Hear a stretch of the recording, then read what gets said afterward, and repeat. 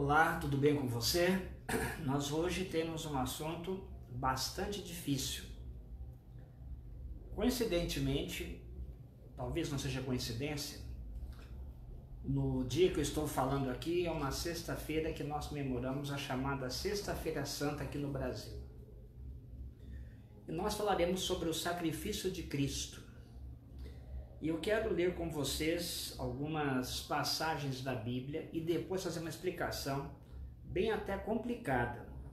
Vamos pegar a nossa Bíblia e vamos ler algumas coisas sobre o sangue derramado de Cristo em nosso favor? Então leiamos, começar com 1 Pedro 1,18. Livro de 1 Pedro, capítulo 1, verso 18.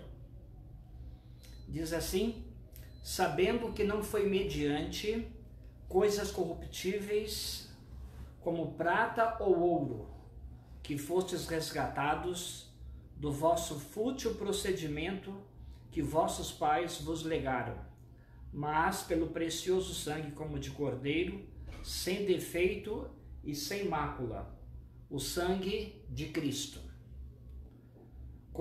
conhecido com efeito antes da fundação do mundo, porém manifestado no fim dos tempos por amor de vós. Então veja que aqui fala que essa decisão do Pai sacrificar Cristo, derramar o sangue na cruz, foi decidida antes dos tempos eternos, antes da fundação do mundo, mas manifestado no final dos tempos, ou seja, tanto para Pedro como para Paulo, o final dos tempos é no tempo da cruz, já existe a reta final. O fim do fim se chama escatologia, nessa parte. Agora, a reta final do tempo do fim se chama teleologia, que é um outro assunto, que são os eventos finais da volta de Cristo. Continuando ainda, vamos ver o que foi feito por nós. Um pouquinho à frente, 1 João 4, verso 10, diz assim: nisto consiste o amor, não em que nós tenhamos amado a Deus, mas em que Ele nos amou e enviou o seu Filho como propiciação pelos nossos pecados. Em algum momento você vai entender que a sua obediência não vai lhe recomendar para o céu. Apenas o sangue de Cristo pode salvar você, não tem outro caminho. Então nós vamos bater bastante na tecla até você entender bem isso. Vamos continuar lendo 1 João 5, verso 11, o verso 12, diz assim, 1 João 5, 11, e o testemunho é este, que Deus nos deu a vida eterna. Olha, o verbo é dado, Ele nos deu a vida eterna e esta vida está no seu Filho. Então Jesus é a vida, quem tem Jesus tem a vida, e quem não tem o Filho de Deus não tem a vida, é o que diz o verso 12. É uma coisa que é dada, é o dom de Deus gratuito, sem obras. Por que é sem obras, irmãos? Nós já estudamos um estudo só sobre isso. A natureza pecaminosa não permite que nós obedeçamos, mesmo que nós queiramos. O bem que eu quero fazer, esse eu não faço, o mal que eu não quero, esse eu faço. A natureza pecaminosa não tem jeito, Deus sabe disso, então nós temos que resolver esse assunto. Continuando ainda, vamos pegar o livro de Atos, capítulo 4, Atos 20, verso 28. O sangue de quem é que foi derramado na cruz? Em Atos 20, verso 28, nós temos aqui a descrição do texto, que é a Bíblia, que é a verdade. O sangue de quem foi derramado na cruz? Atendei por vós, Atos 20, 28. Atendei por vós e por todo o rebanho sobre o qual o Espírito Santo vos constituiu bispos, para pastoreardes a igreja de Deus, a qual ele comprou com o seu próprio sangue. Ele comprou a igreja dele com o próprio sangue dele. Sangue de quem? O sangue de Deus. É o que está escrito aqui, porque Jesus é Deus. Continuando ainda, nós vamos ler uma coisa que é muito importante agora, para você dar uma situação, para você entender bem. O que é que se fazia antes no Antigo Testamento? Era o sistema sacrificial. E no sistema sacrificial, nós temos o... Deixa eu só segurar um pouquinho aqui para dar uma orientação para você pedagógica. No Antigo Testamento, nós tínhamos dois tipos principais de cerimônias. Dois. Nós tínhamos as atividades diárias do templo e as atividades anuais do templo. As atividades diárias do templo era o sacrifício contínuo. Então, de manhã, 9 horas da manhã, morria um cordeiro, logo ao nascer. Às 3 horas da tarde, mais ou menos, morria outro cordeiro.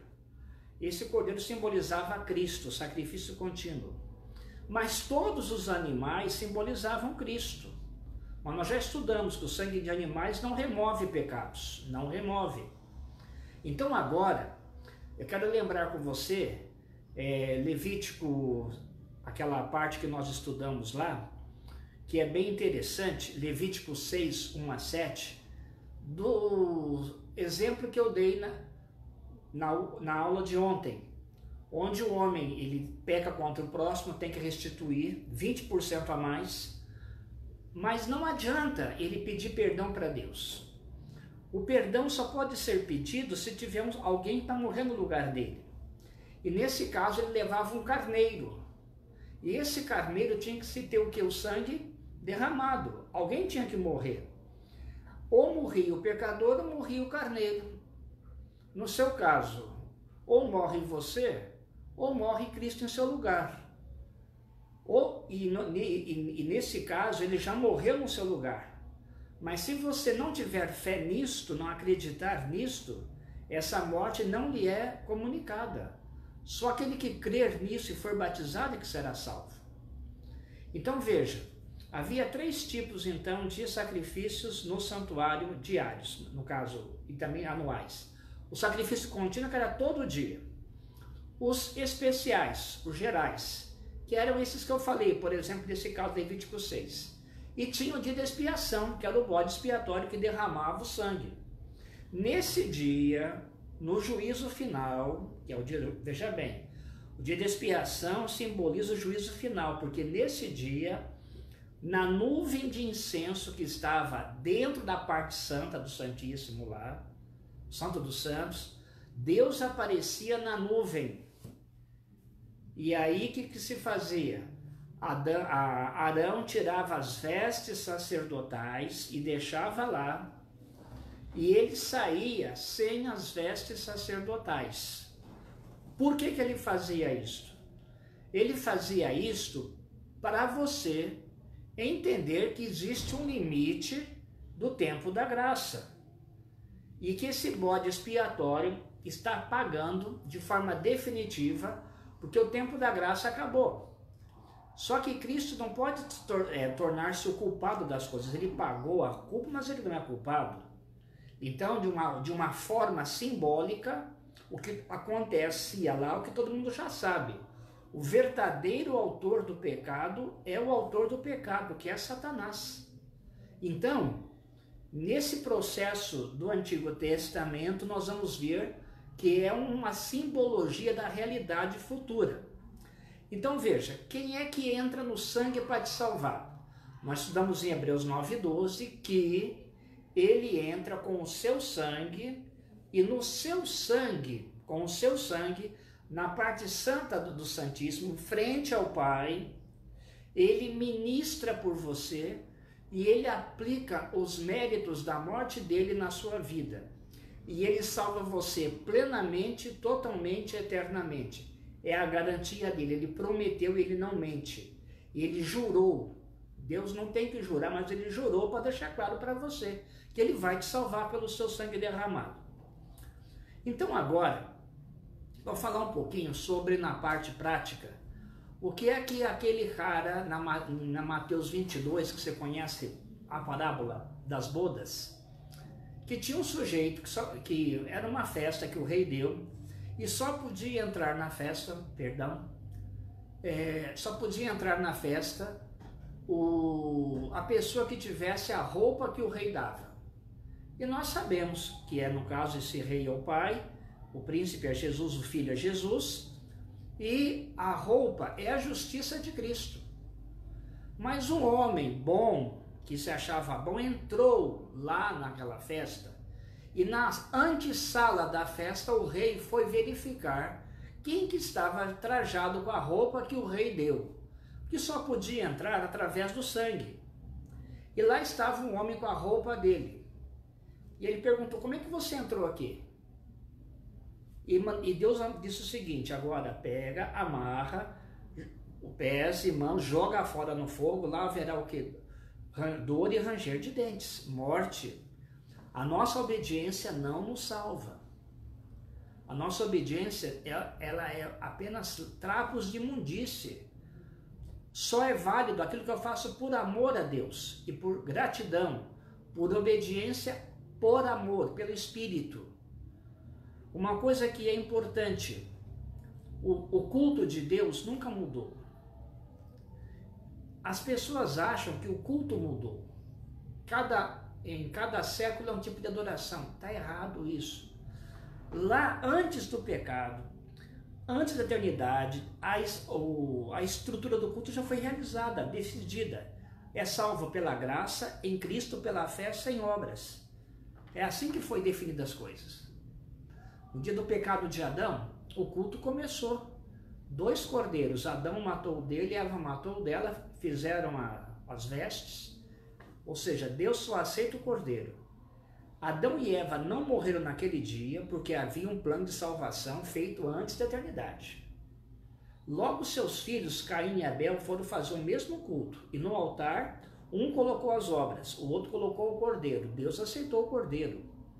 E é sempre assim, e sempre será assim. Somente o cordeiro nos salva. Só o sangue de Cristo nos salva.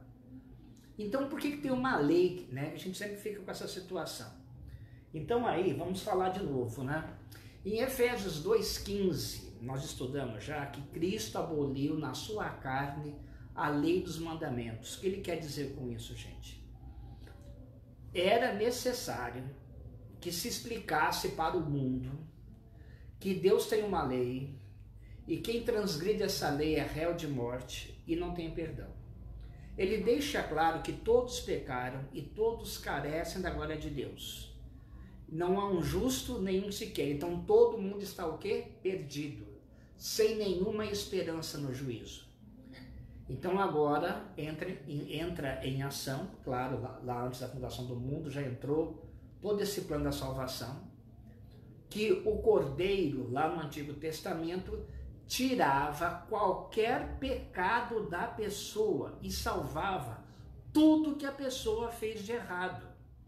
Eu queria ler com você Levítico 6, de novo, para você entender que mesmo no Antigo Testamento, que é um negócio passageiro, em Levítico 6 existe uma promessa, o evangelho pregado em Cristo do perdão tão fulminante em relação ao erro e ao pecado, que é maravilhoso de ler.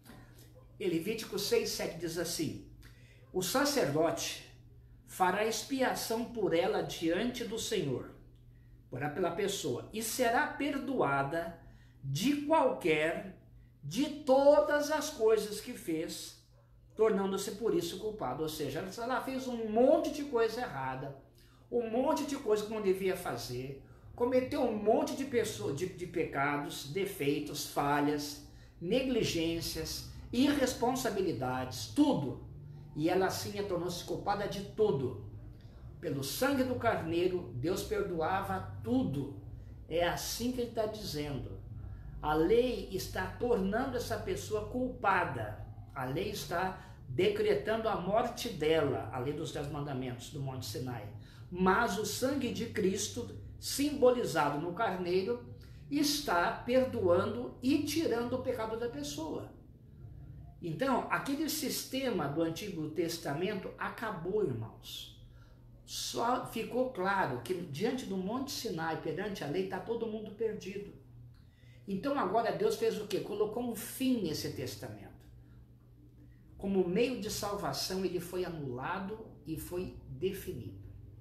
Aí você vai dizer, então o que acontece? Não tem que obedecer? Eu posso desobedecer?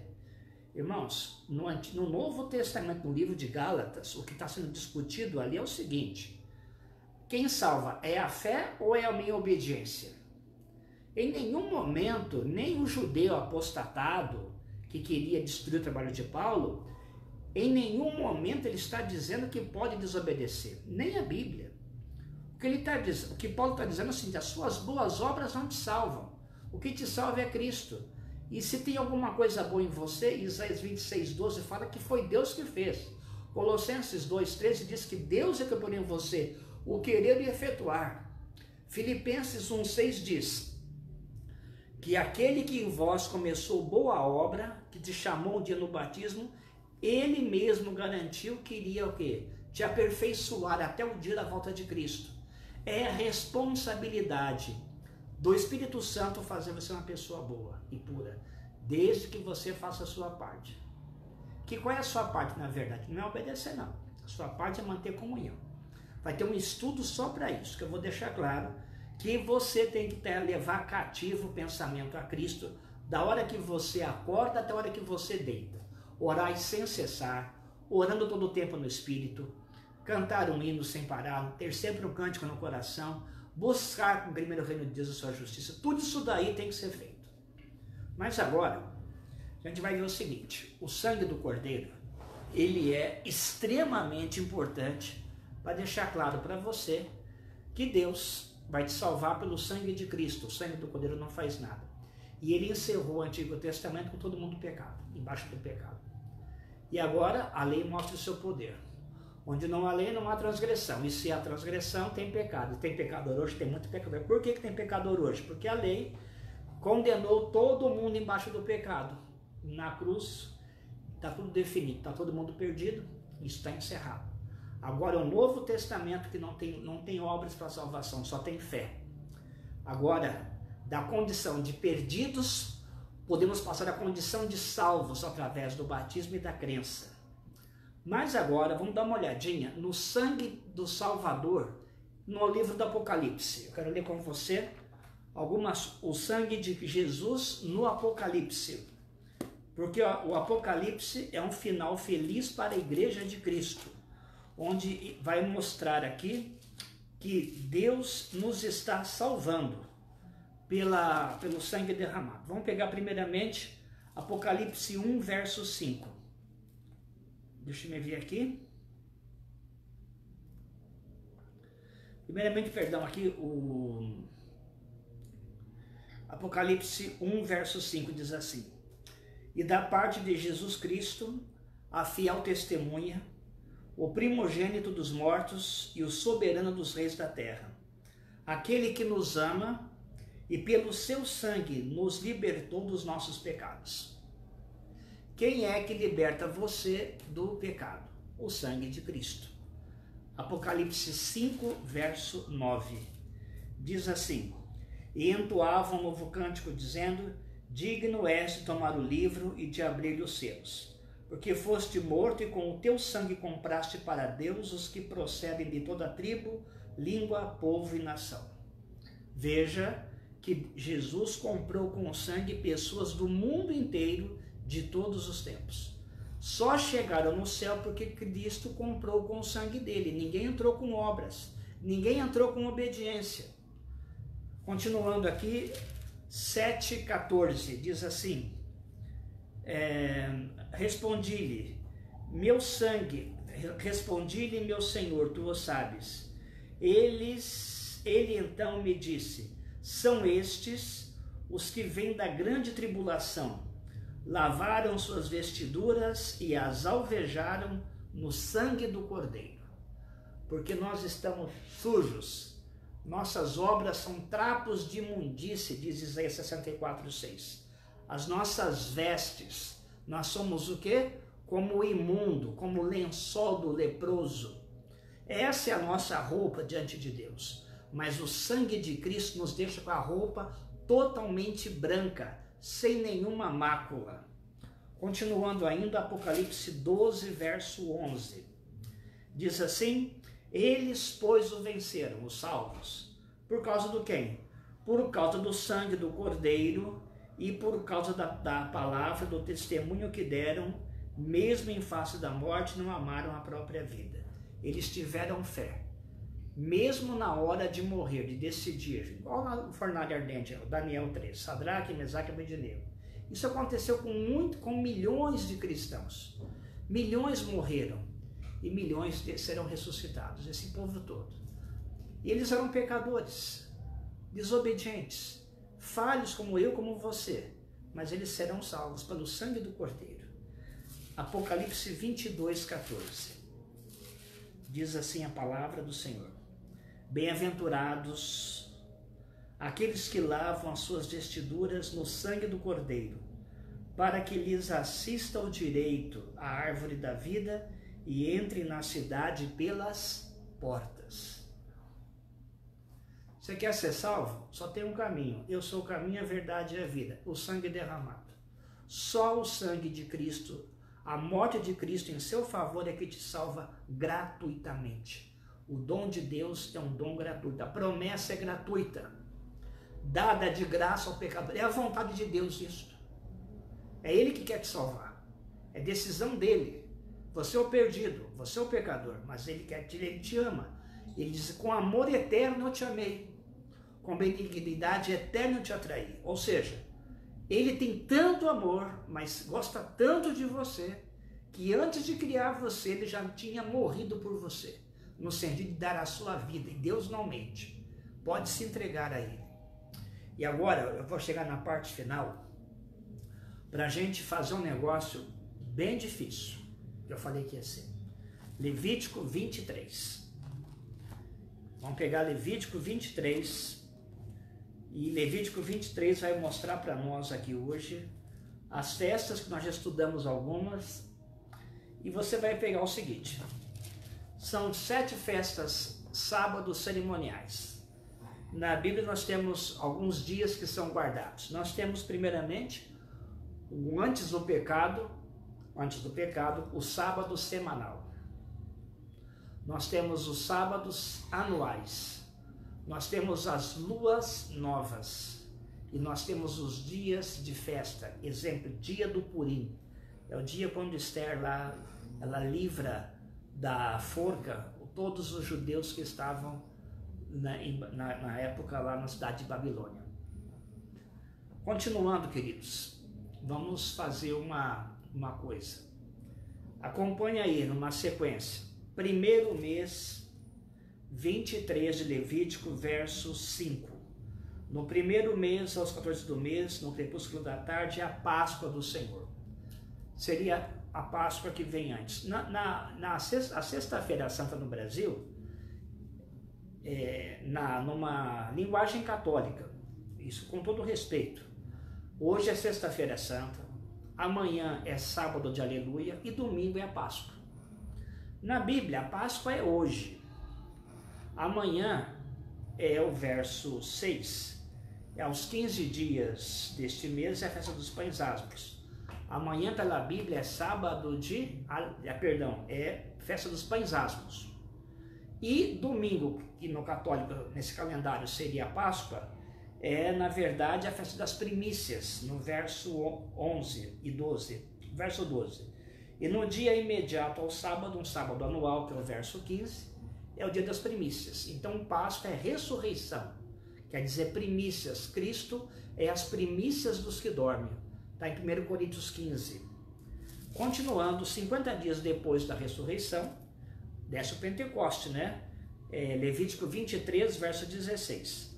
Então, verso 15. Contarei para vós outros, desde o dia imediato ao sábado, desde o dia em que trouxerdes o molho da oferta movida 7 semanas inteiras, e o 16 diz, até o dia imediato ao 7º sábado. É o Pentecoste, quer dizer penta, o Brasil é pentacampeão em futebol, 5 vezes. Pentágono, 5 lados. Você já viu que o Pentágono, aquele edifício da sede do Comando Militar Americano. Mas penta é 5, e pente é 50. Então, Pentecoste, nesse dia que é o Espírito Santo. Então, no dia 14, nesse calendário aqui, dessa pré-figuração que já acabou. Isso aqui mostrava o que ia acontecer. 14, sexta-feira, Páscoa.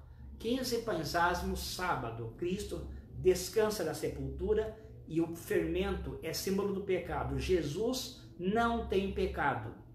Dia 16, no caso, primícias. Cristo ressuscita.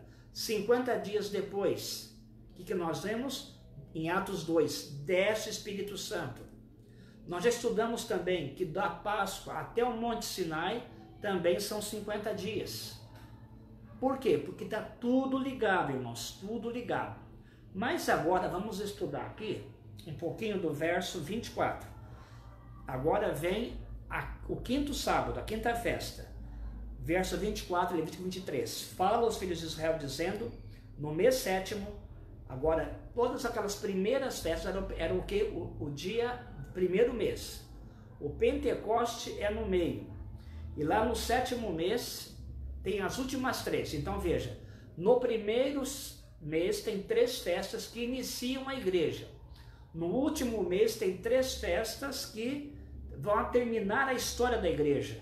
E no meio delas, no 3 aqui, está o quê? O Espírito Santo, cuidando da igreja.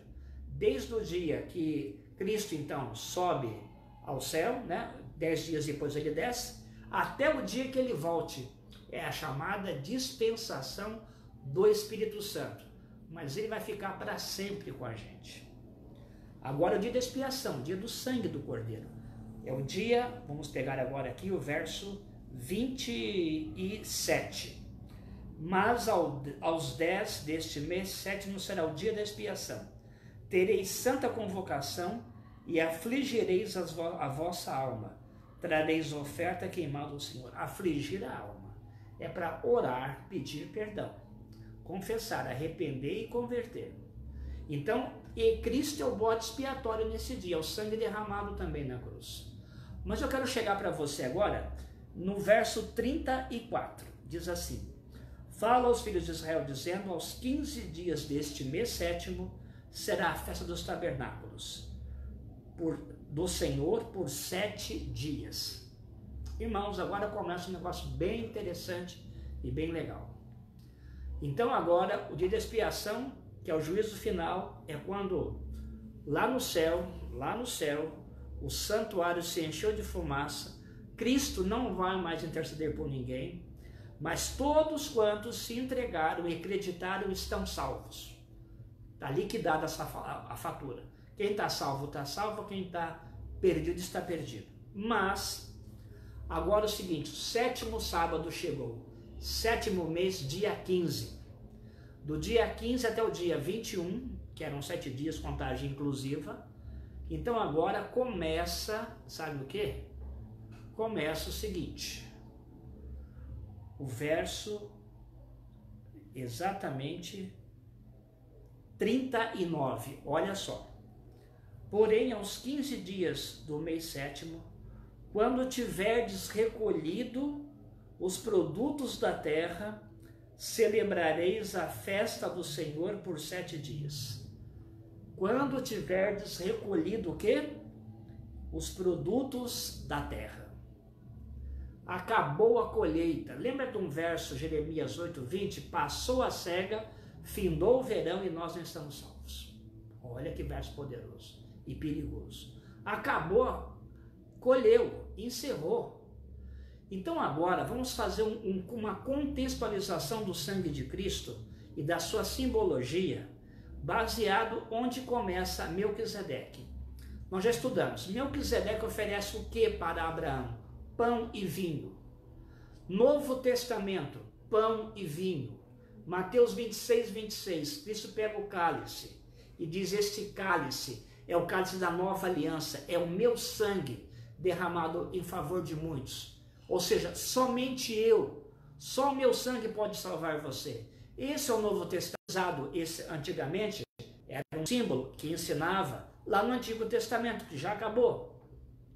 E o sistema também de ser obrigado a obedecer para ser salvo também acabou. Agora a salvação é de graça. E por que é de graça a salvação? Porque o homem não pode obedecer. E por que entrou Moisés entre a cruz e Abraão? para mostrar que todo mundo está perdido. Então a lei me leva a Cristo, porque eu estou perdido. Eu estou condenado. A lei me revela o pecado. Então eu vou para ser salvo. Então ele fala, você não é mais obrigado a obedecer, eu vou te perdoar. Continuando agora, irmãos, escute com muita atenção o que eu vou dizer. Em Mateus 13, nós temos o quê? A parábola do trigo e do joio, a colheita. A colheita. Veja só, a igreja, naquela parábola ali, o que fala? Deus mandará os seus anjos fazer a colheita, colher o trigo, o seu povo, trigo. Eu sou a videira, vocês são os ramos, vocês vão dar frutos. Videira, uva. Ok? Conseguiu entender? Mas agora, veja uma coisa interessante, que nós já lemos. Em Apocalipse 19, 13, Jesus, quando vem à terra, e nós já estudamos isso, 19, 13, 19, 15, ele vem com um manto tinto de sangue. Por quê? Porque ele está pisando o lagar. O rapaz, o perdido, aqui embaixo, está fazendo o quê? Está morrendo porque não aceitou o Cristo. Mas não para por aí. Então veja que ele está pisando o lagar aqui, a uva, vinho, a colheita. Mas veja como tudo vai se encaixando. Abra sua Bíblia no livro de Isaías 63. Isaías 63. E esse verso aqui, esse capítulo, ele é poderoso, do verso 1 ao verso 6. Você vai entender agora tudo que está profetizado no Antigo Testamento. Edom foi destruída. Em Isaías 34, é o inferno, é o lago de fogo. Então, quando fala Edom, quer dizer Deus se vingando dos inimigos do seu povo. Quem é esse que vem de Edom? De Bosra, com vestes de vivas cores. Quem é glorioso em sua vestidura, que marcha na plenitude da sua força? Sou eu que falo em justiça, poderoso para salvar. Escute, o que é? Vestes de vivas cores, a estola sacerdotal de Arão, sumo sacerdote, ele é salvador, enquanto o tempo da graça não acaba. Verso 2, agora muda a história, está seguindo. Por que está vermelho o traje? E as tuas vestes como as daquele que pisa uvas no lagar. Ele está vindo para julgar. Verso 3, o lagar eu pisei sozinho, e dos povos nenhum homem se achava comigo. Pisei as uvas na minha ira, no meu furor as esmaguei, e o seu sangue me salpicou as vestes e me manchou o traje todo. Veja que ele tem duas chances, irmãos. No Antigo Testamento, o carneiro morreu no lugar do pecador. Cristo derramou o seu sangue sozinho. Quem não aceitar isso, o sangue depois é derramado lá na frente. Continuando, verso 4, de Isaías 63.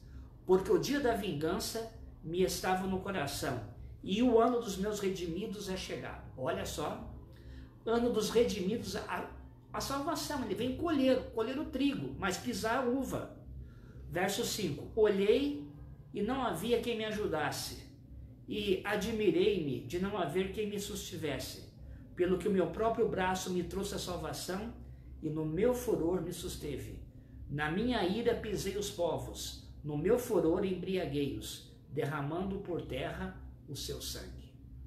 Aqui você vê a poesia hebraica colocando momentos de salvação e momentos de condenação.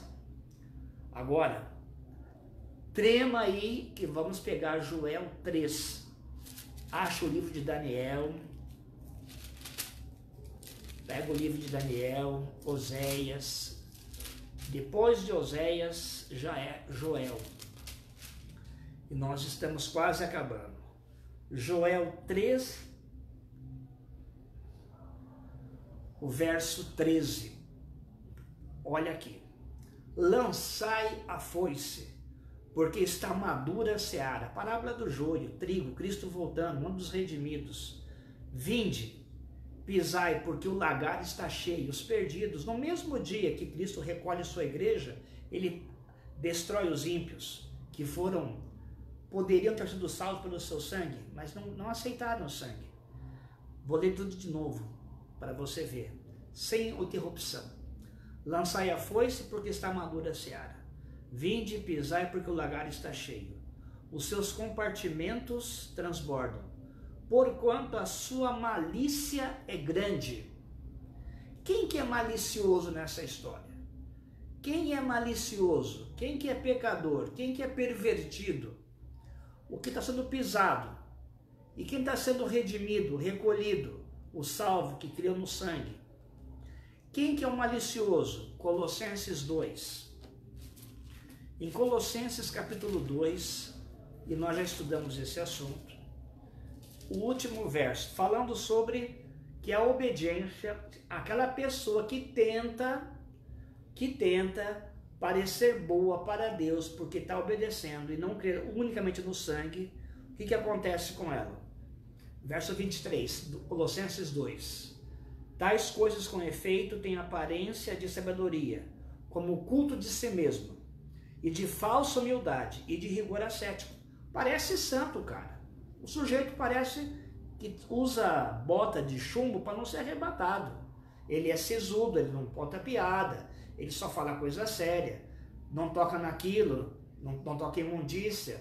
É um sujeito que você acha que vai para o céu e está salvo. Mas, contudo, entretanto, não tem valor algum contra a sensualidade. Ele continua sendo um pervertido sexual, um pervertido em todos os aspectos da vida, é egoísta, é orgulhoso, tem a mente imunda, uma boca imunda, tem uma vida devassa, escondida. Por quê? Porque o Espírito Santo não entrou na vida dele. É o Espírito que limpa, que purifica, transforma, regenera, que faz obedecer. E você só receberá o Espírito Santo e a vida eterna se você crer que a salvação é um dom de Deus gratuito. A promessa que foi dada gratuitamente a Abraão. Deus prometeu e Deus vai cumprir. E naquele dia, lá naquele dia, da volta de Cristo ao mundo, quando ele recolher sua igreja, mete a foice, recolhe os salvos, pisa o perdido. Nesse dia, o que dirá a igreja? E também no juízo final, Isaías 25, verso 1, que nós já conhecemos esse texto aqui. E com isso nós terminamos. Ó Senhor, Tu és o meu Deus, exaltar-te-ei e te louvarei o Teu nome, porque tens feito maravilhas. Que maravilhas! Olha o que está falando. É a volta de Cristo, milagre um atrás do outro. Anjo, ressurreição, destruição, céu se abrindo, maravilhas. E tens executado os teus conselhos, antigos, fiéis e verdadeiros. Tudo aquilo que ele prometeu lá atrás, no conselho eterno, ele cumpriu.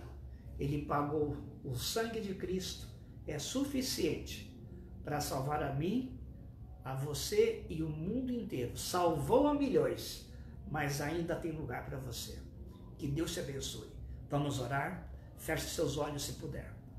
Pai Santo, abençoa cada um de nós nessa busca pela salvação, operando nossa salvação com temor e tremor.